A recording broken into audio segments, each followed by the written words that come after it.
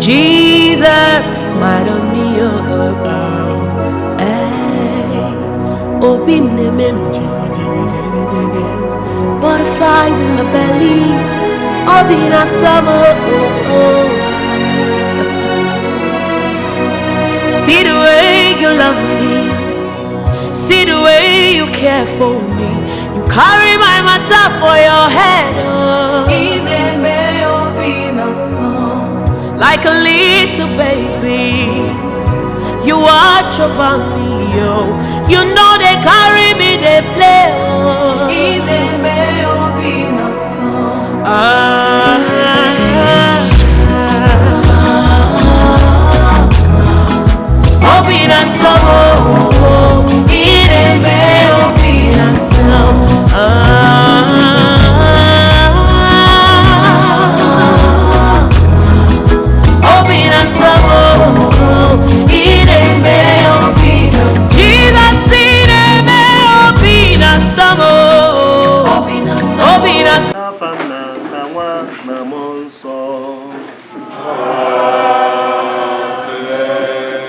Amara nke onye nwe anyị Jesu Kristi na ịfụnanya nke Chukwu Nna na mmekọrịta nke Mmụọ Nsọ dị n'unu niile.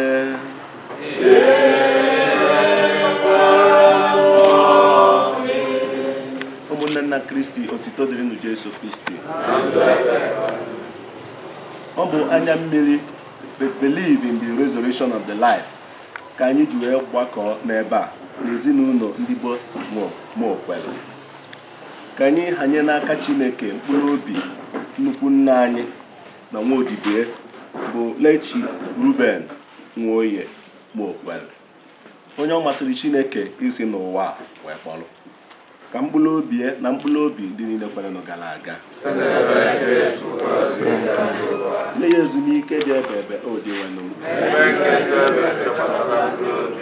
ka mkpụrụ obi ya zuru ike na ndụkwa na Jamisi anụnwa ka anyị na-ahanye n'aka Chineke mkpụrụ obi odibo ya na nnukwu nna anyị na-ayọ Chineke ọ bụrụ na o nwere ebe ọ na-emetụsịrị o merie ebere wee nabata ya n'ala eze n'igwe. Ana m erinyekwazi na Jamisi anụnwa maka akwamozu nke ga-abịa nwanne echi, na-ayọ Chineke onye jupụtara n'ebere na afọ ọma ka o mee ka ife niile a ga-emeda de pụrụ ife ga-aga nke ọma. Ndị ga-abịa nkapa bịa n'udo, fa na-agbakwa kapa nakwazịa n'udo. Ngwa lunatazi isi tie mkpa ndị ọzọ dị gị n'obi maka emume ihe omimi ndị a dị nsọ, ka anyị kweta na anyị emefiela site n'ikwupụta nje anyị ga.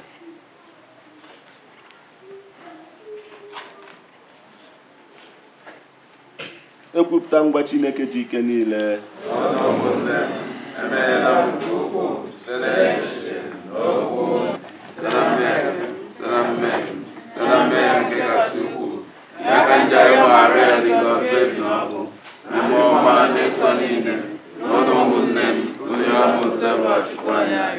Chineke ji ike niile meela anyị ebere, gbaghara anyị ndị anyị ga na-eburu anyị na ndụ ebighị.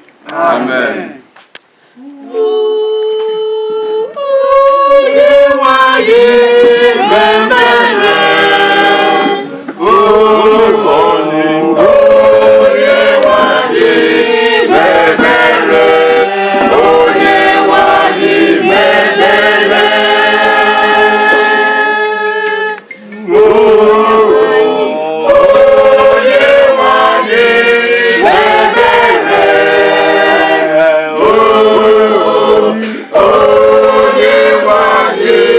Yeah.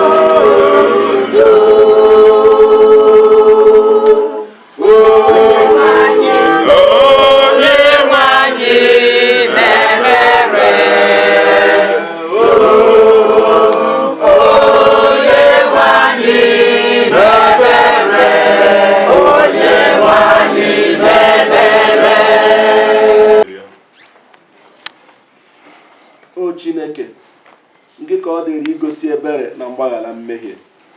Anyị ji obi ume na-arịọ maka mkpụrụ obi nwaodibo gị na nna anyị bụ Reuben Nwoye Muokwelu, onye isi n'ụwa akpọrọ. Napụta ya n'aka onye iro, echefukwala ya ebe ma tie iwu ka ndị mmụọ ozi gị nara ya dubata ya n'ụlọ nke dị na Paradaịs, ebe ọ tụkwasịrị nchekwube na gị. Ekwekwala ka ya mata ụfụ nke ọkụ mmụọ, ma kpọbata ya na aṅụrị dị ebe site na di nwe anyị Jesu Kristi nwa gị, onye gị na-adị ndụ na-achị n'ịdịkọ n'otu nke mmụọ nsọ Chukwu site n'ụwa ka ụwa niile. Ihe ọgụgụ nke mbụ. Ihe ọgụgụ nke a si n'akwụkwọ amamihe. Na mkpụrụ obi ndị ezi omume nọ n'aka Chineke, o nweghị ahụhụ ọbụla ga-emetụ ha. N'anya ndị nzuzo, ha dịkwa ka ahụhụ n'onwe ha. Nhapụ ha hapụrụ anyị dị ka ịla n'iyi, mana ha nọ n'udo. N'ezie, abịa n'anya mmadụ, ha jupụtara n'uju nke anwụ anwụ. A tara ha obere ahụhụ, ma ha ga-anata nnukwu ụgwọ. Chineke n'onwe ya anwaleela ha, were chọpụta na ha tosiri ibinyere ya. Ọ nụchaala ha dịka esi anụcha ọlaedo n'ọkụ, bịanara ha dịka àjà nsure ọkụ. Mgbe oge nleta ha bịara, ha ga-achawapụta ka ìhè, dịka ikirike ọkụ si adapụta n'ukwu ọkụ. Ha ga-achị mba niile na mmadụ niile. Yahweh ga-abụ eze ha ebighị ebi. Ndị ahụ chekwubere na ya ga-aghọta eziokwu. Ndị kwudosiri ike ga-ebinyere ya n'ịhụnanya, n'ihi na amara na ebere na-eche ndị ahụ ọ hụrụ. Ọ na-echekwa ndị nke ya niile. Okwu nke ose bụrụ Di nwenụ bụ ihe na nzọpụta m. Di nwenụ bụ ihe na nzọpụta m. N'ogo ihe m na nzọpụta m. Di nwenụ bụ ihe m. Di nwenụ bụ ihe m na nzọpụta m. Di nwenụ bụ ihe na nzọpụta m. Onye ka m ga-atụ egwu? Di nwenụ bụ ihe m na nzọpụta m. Ekwenyere m na m ga-ahụ ịdị mma nke Chineke n'ala ndị dị ndụ. Chekwube na di nwenụ, obi sie gị ike, tụkwasị ya obi, chekwube na ya. Di nwenụ bụ ihe m. Ihe ọgụgụ nke abụọ. Ihe ọgụgụ nke a si n'akwụkwọ ozi mbụ Pọl dị asọ degara ndị Tesalonika. Ụmụnna, anyị chọrọ ka unu mata eziokwu banyere ndị nọ n'ezumike nke ọnwụ, ka ọ ghara iwute unu dịka o si ewute ndị ọzọ enweghị nchekwube. Ebe ọ bụ na anyị kwere na Jesu nwụrụ, sikwa n'ọnwụ kulite, etu ahụ ka Chineke ga-eji site na Jesu kpọrọ ndị ahụ nọ n'ezumike nke ọnwụ ha na ya esoro. Nke a mere anyị ji agwa unu n'okwu nke Chineke na anyị bụ ndị dị ndụ ga-anọ ruo mgbe onye nwe anyị n'onwe ya ga-esi n'eluigwe gbadata, were olu opi ike na olu onye ozi nke Chineke kpọọ oku iji kpọkọta anyị. Ndị nwụrụ na Kristi ga-ebu ụzọ kunite, emesịa akpọrọ anyị onwe anyị bụ ndị fọrọ n'ụwa wee wegolite anyị. Werenụ ụdị echiche dị otu a wee na-akasịrịta onwe unu obi. Okwu nke ose bụrụ ụwa.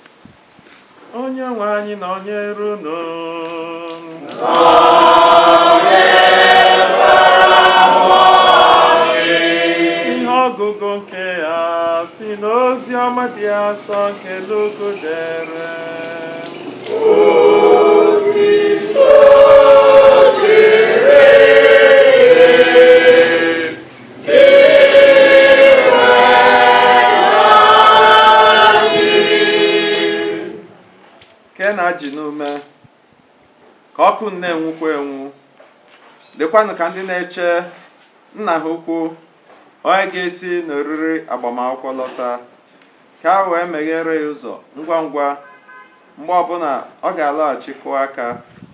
Ngọzi ga-adịrị ụmụ odibo ahụ ndị nna ha ukwu ga-ahụ na ha mụ anya mgbe ọ bịara. N'ezie, agwa m unu, ọ ga-eke akwa n'ukwu mee ka ha nọdụ n'oche nri bịa gbara ha odibo. Ọ bụrụ na ọ ga-abịa na nche nke abụọ ma ọ bụ nke atọ n'isi ụtụtụ hụ na ha nọ na nche, ngọzi na-adịrị ụmụ odibo ahụ. Ma matanụ nke a, ọ bụrụ na nna nwe ụlọ matarị oge elekere onye ohi ga-abịa, ọ ga-anọ na nche, ọ gaghị ekwe hapụ ụlọ ya ka onye ohi gwupuo ya. Unu ga-adị njikere n'ihi na nwa nke mmadụ na-abịa n'oge unu atụghị anya ya. Oziọma ka o seburu ụwa.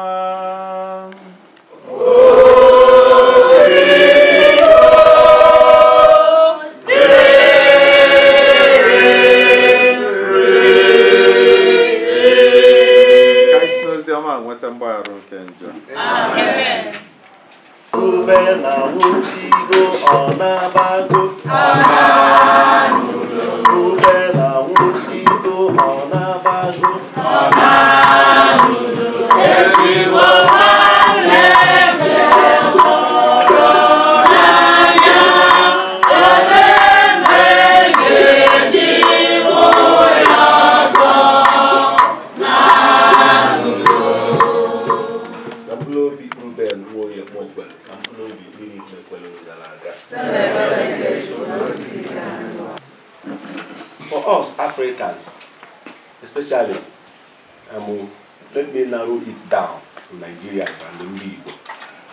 Sọsọ mgbe anyị na-eji were eche maka ọnwụ bụ ọ bụrụ na onwe onye a na-akwa onye nke anyị lapụrụ, onwe onye a na-akwa ma ọ bụrụ na onye nke anyị lapụ. That is the only time we think about death. But death is a mystery we should think about always. Kedu ife bụ death? Kedu ife bụ ọnwụ? Agwala anyị sị anyị na catechism na ọnwụ bụ ọpụpụ mkpụrụ obi na-esi na gịnị na alụ abụ. Death is an eternal separation of the soul from the body. It is an eternal separation of the soul from the body. And it is our destiny. From the very moment we are born, anyị ejidego gịnị? Anyị ejidego ọnwụ ụgwọ. Ụgwọ anyị ga-akwụ ọnwụ bụ ọnwụ. The most certainty is death. But the most uncertainty is mgbe ọ ga-abụ. O nwere onye nwa mgbe ọ ga-abụ. But what is certain na anyị niile ga-eme gịnị? Anyị nche niile nọ si ebe a bụ a potential ozu. Anyị nche niile nọ ebe a bụ a potential ozu. Because na anyị ma n'ife anyị ga-ekete today or tomorrow or eventually. So nwanne anyị nwoke na nna anyị eketego nke anyị wee gbakọọ ọnụ ebe a site na ebere Chineke, believe in the resurrection of the life, and our belief na Chineke anyị bụ an eternal now. He is rich in mercy. Onye bata anyị ji wee gbakọọ ọnụ ebe a n'okwukwe anyị dịka ndị Katọlik. Onye ka anyị ji gbakọọ ọnụ ebe a wee na-ekpere nwanne anyị ekpere dịka anyị si wee bụrụ mmadụ. A na-ekwu a na-atụ n'isi na atụsịsị bụ ife dị n'akwa onye emezi gịnị agbalụzuru akwa. So no, we are asking God to perfect our imperfection. Ọ bụrụ na o nwere ebe o metasịlọ ka Chineke site n'okwu ọma anyị kwuru n'isi na arịrịọ anyị na-arịọ dịka ndị otu Kristi. Anyị ma na Chineke, he is a just God. He is also a merciful God. Chineke jupụtara na ebere na ịfụnanya. N'oge emelụ nwanne anyị ebere wee nabata ya n'alaeze eluigwe. Na-ayọkwa Chineke ebere maka na anytime na Chineke yisikwa ebe a wee mee gịnị wee kpọrọ anyị. Ọ kpọrọgo nwanne anyị nwoke. Anyị nwere okwukwe na olileanya na ọ nọ n'obi Chineke na-ezu ike. N'ikpeazụ, kedu ife anyị nwa ga na-emezi ka anyị wee nwee ike? Anyị na-atụgodo ọnwụ ụjọ, anyị enwee okwukwe dịka ndị otu Kristi. Ọ ịkwụba aka anyị ọtọ, ifuo mmadụ ibe anyị n'anya dịka anyị si wee fuo onwe anyị n'anya, ịdị na-ebi ezigbo ndụ, na-ekpelu Chineke oge niile. Ọ bụ na unu n'anya n'ụwa anyị nọ kịta, ịfụ na human beings kịta anọ nwere God. Many of us are going back to neo-paganism. Some do not need God again. And ife niile a wee bịa wee na-apịala anyị alụ. Ọtụtụ n'ime anyị na-asịzi ebe ahụ anyị si n'ọchịchịrị na-apụta n'ife. Ọtụtụ n'ime anyị sizi mba na ife anyị na-apụta na ọ dịkwazị anyị mma na anyị nidikwazi ime gịnị ịgachi ya n'ọchịchịrị. And ife niile a bụ ebe a wee ka nkụ n'ebe ndị yutu anyị nọ. Ọ bụrụ ife anya mmiri ka ọ dị bụ oke ka ọ dị bụ ọgịnị. Ọ bụ sọsọ na be anyị ka ọ dị. O mere gịnị? Ọ dị ebe niile. Ọ dị ebe niile. Ọ ife anyị na-aya. And omume anyị ada sọjestizi na anyị na-akwado ije n'igwe a. Eziokwu, ya afụ mmadụ ọ bụ onye Katọlik, but he or she does not believe in God. You mustn't say it vocally now you do not believe in God. They were man and you do not believe in God. But our actions and inactions may suggest ụdị omume ọ ga-aba ime na-asị onye ekwenyezikwa na Chineke ka ọ n'okwenyelọ. Mana onye aga na-abịakwa ụka na-abịa ụka na-ana mana ifu na o believe in God. So na ka anyị mara amalụ na ụwa anọ nwa anyị bi na o nwere ebe anyị na-eme gịnị ebe anyị na-eje. Onye ka anọ ya na-agwa anyị ife ọgụ nke ozi ọma sị na ike ajị n'ume maka na anyị amalọ mgbe onye nwe ụlọ ga-eme gịnị bịa. Onwere onye ma mgbe ọ ga-abụ onwelọ. Mana ihe dịkarịchala mkpa anyị dị njikere. Ịdị njikere anwa bụ ịnọ n'ezi omume. Ịdị njikere anwa bụ ịfụ na-afụ Chineke n'anya. Ịdị njikere anwa bụ ịdị na-afụkwa mmadụ ibe anyị n'anya ka anyị bụrụ anyị, mba anyị abụrụ gịnị mba. Onwere otu ọzọ. So na Jamisi anụ anyị na-arịọ Chineke onye jupụtara n'afọ ọma na ebere ka ọ nara mkpụrụ obi obibie na nna anyị Reuben Muokwelu, onye nke anyị gbakọrọ ebe a na-arịọ Chineke ebere n'isi.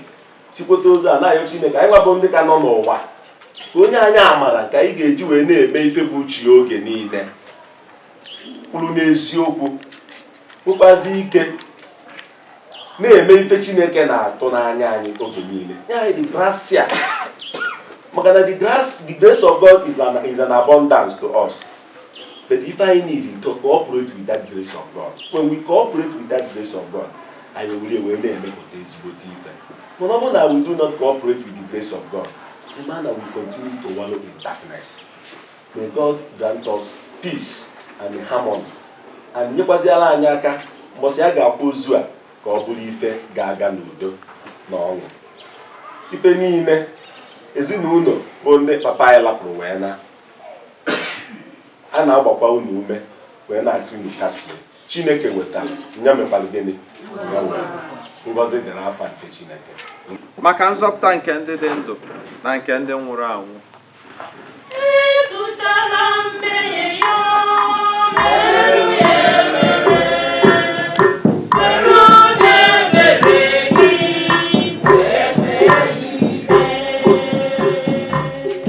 Reuben Muokwelu, ka o keta oke n'ihe nke mbilite n'ọnwụ Kristi, bịa bata na ndụ ọhụrụ nke udo na aṅụrị.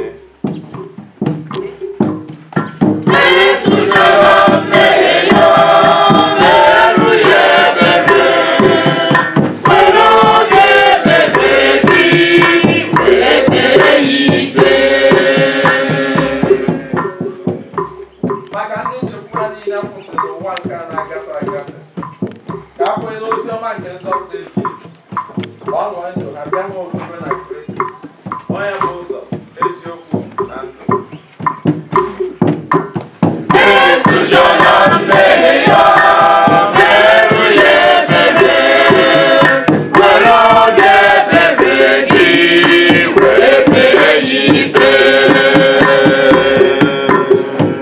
Maka ndị na-ata afọ na mmadụ nwụnarị ha, ka afọ ọma nke ndị otu Kristi ibe ha gbaa ume, ya benata ha nchekasị.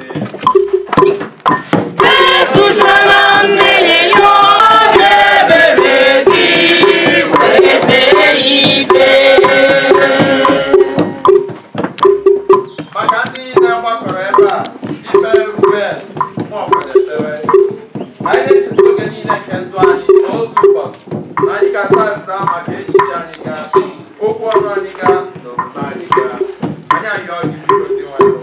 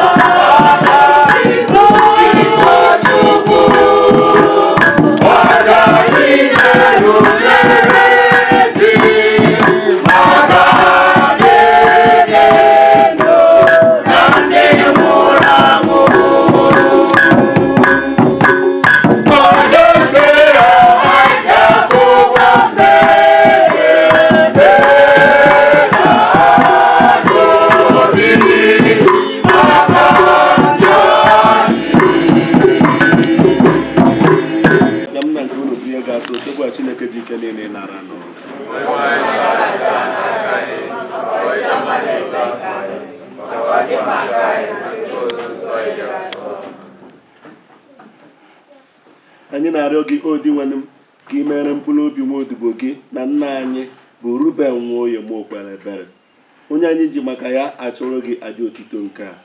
Anyị ji obi ume na-arịọ ebube eze gị ka ị nye ya ezumike ebighị ebi n'etiti ndị nke gị, ka aja nke a anyị ji kwụọ ụgwọ medaa gị obi maka njọ site na Kristi dị nwe anyị. Amen. Onye nwe anyị nọnyere unu, welitenụ obi elu. ka anyị nye n'ụdị nwanne m Chukwu anyị ekene. O kwesịrị ezi bụrụkwa ihe ziri ezi ọlụ dịla anyị na nzọpụta anyị na anyị ga-enye gị ekele oge niile n'ebe niile. Inwenụ m o nna dị nsọ, Chineke ji ike niile, onye dị ụwa ta ụwa, site na Kristi dịwe n'anyị. Ọ bụ na ya ka nchekwube mbilite n'ọnwụ dị ngọzi si chawapụta n'ebe anyị nọ, ka ndị na-aga anwụrịrị na-ewute nweta ntasi obi site na nkwa ndụ anwụ anwụ dị n'ụwa ọzọ. Maka ndị kwere na gị, o ose bụrụ ụwa, ndụ anaghị enwe njedebe, ọ bụ mgbanwe ka a na-agbanwe ya. Mgbe ụlọ ukwu ụwa mebiri, a na-akpọbata anyị n'ụlọ ọzọ nke dị ebighị ebi n'eluigwe. N'ihi nke a, anyị na-eso ndị mmụọ na ndị isi mmụọ, okpueze na ike ọchịchị ha, nakwa ụsụ igwe ndị agha niile nke eluigwe, na-ekwu ukwu otito gị ebighị ebi, na-asị: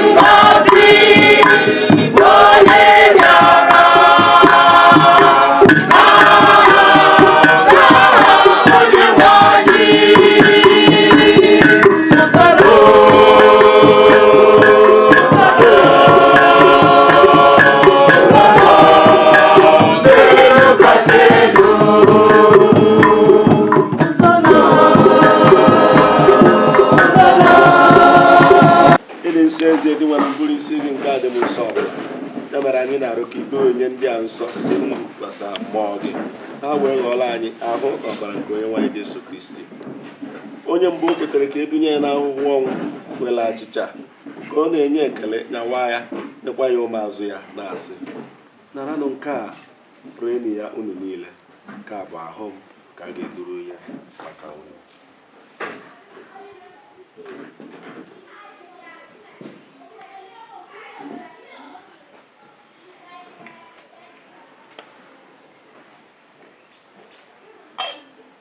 Etu akwa ka o siri mee mgbe erichara nri anyasị, o buru iko nsọ ka ọ na-enyekwa ekele bunye ya ụmụazụ ya, na-asị: naranụ nke a, ṅụọnụ ya unu niile, nke a bụ iko nsọ nke ọbara m, nke ọgba ndụ ọhụrụ dị ebighị ebi. A ga-agba ya n'ihi unu na n'ihi mere ime mmadụ, ka e wee gbaghara njọ ga. Na-emenụ nke a na ncheta nke m.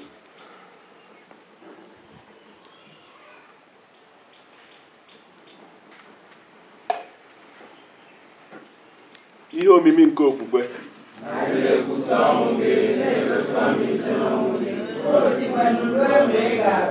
Diwenụ m ebe anyị na-echeta ọnwụ na mbilite n'ọnwụ ya, anyị ehụnyere gị achịcha nke ndụ na iko nsọ nke nzọpụta, na-enye gị ekene n'ihi na ị gụnyere anyị na ndị tosiri ikwu n'ihu gị na-efe gị. Anyị ji ume na-arịọ ka anyị bụ ndị na-eketa oke na ahụ na ọbara Kristi, bụrụ ndị a ga-ekpokọba ọnụ site na mmụọ nsọ. Di nwanụ m, cheta nzukọ gị gbasaa n'ụwa niile, mee ka o zuo oke n'ịhụnanya, ya na popu anyị Francis na bishọp anyị Valerian na ndị echiri echi niile. Cheta nwa odibo gị Reuben, onye isi n'ụwa kpọrọ ka ọ bịakwute gị, ebe ejikọ nye na nwa gị na oyiyi ọnwụ ya, mee ka nye na ya bụrụ otu na mbilite ọnwụ ya. Chetakwa ụmụnna ndị ji nchekwa nke mbilite ọnwụ rahụ ụra, were ebere kpọbata na ndị ọzọ niile nwụrụ anwụ ihe nke ihu gị. Anyị na-arịọ ka imere anyị niile ebere, ka anyị so Virgin Maria dị ngọzi na nke Chukwu, na Joseph dị ngọzi bụ di ya, ndị apọstụl dị ngọzi na dị nsọ gị niile, ndị mere uche kemgbe ụwa tụwa keta ekpe ndụ ebighị. Ka anyị sokwa ya na-eto gị na-edo gị ebe site na Jesu Kristi nwa gị.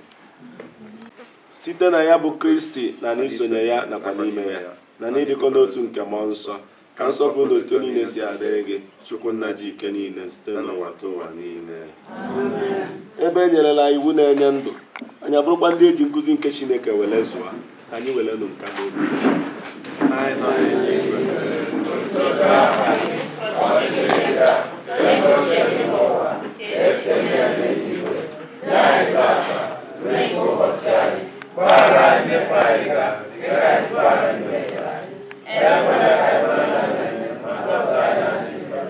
zọpụta anyị na-arịọ osebụ ụwa na ajọ ihe niile. Onye ebere nye n'ụlọ n'oge nke anyị si n'inye aka ebere gị ka zọpụta anyị na ndị oge niile. Anyị wee gbanahụ nsogbu niile were nchekwa dị nsọ na-atụ anya maka mbịaghachi nke onye nzọpụta anyị Jesu Kristi. Onye nwe anyị Jesu Kristi gwara ndị apọstụl gị, udo ka m na-ahapụ unu, udo nke m ka m na-enye unu, enyekwana anyị na nje anyị gị kama na okwe nke nzukọ gị. Nye udo na ịdịkọ n'otu ka uche gị siri chọọ, gị bụ onye dị ndụ na-achị ebighị ebi. Udo nke osebụrụ dịrị unu mgbe niile. Nyerịta na ibu unu ekele nke udo.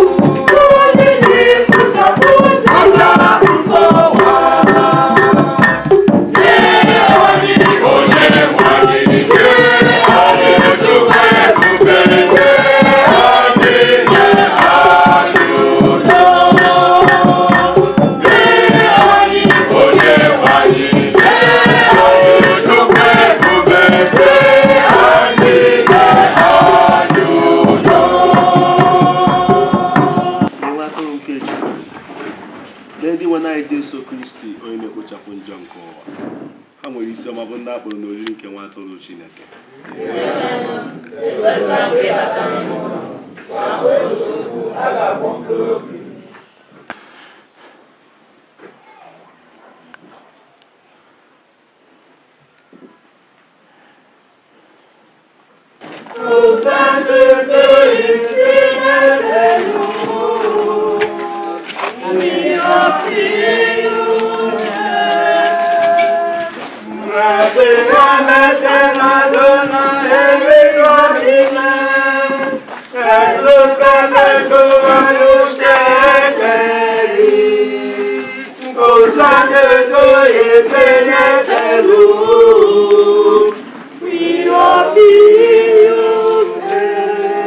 Anyị na-asị ka otuto niile, ịja mma niile dịrị ebe ebe site na Kristi onye nwe anyị. Anyị kelechaa Fada nkene unu n'ụzọ pụrụ iche, Fada Clement Akabọ, onye si Ọnịcha wee bịa. Ọ bụrụ na ịgọrọ ọgọ kama mmadụ na-ahapụ mkpa na-eme mkpa maka ịfụnanya, imekiti oge Fada metụrụ ya aka gadị ndị na-eji akwamozu, ndị ọ metụtara ụbọchị Fraịde ha eju, ọgụ ya ndị klọb ha ya bịa. Onye nwe anyị nọnyere unu, Chukwu ji ike niile gọzie unu, Nna na Nwa na Mmụọ Nsọ. Misa agwụsịgo, ka anyị naba n'udo.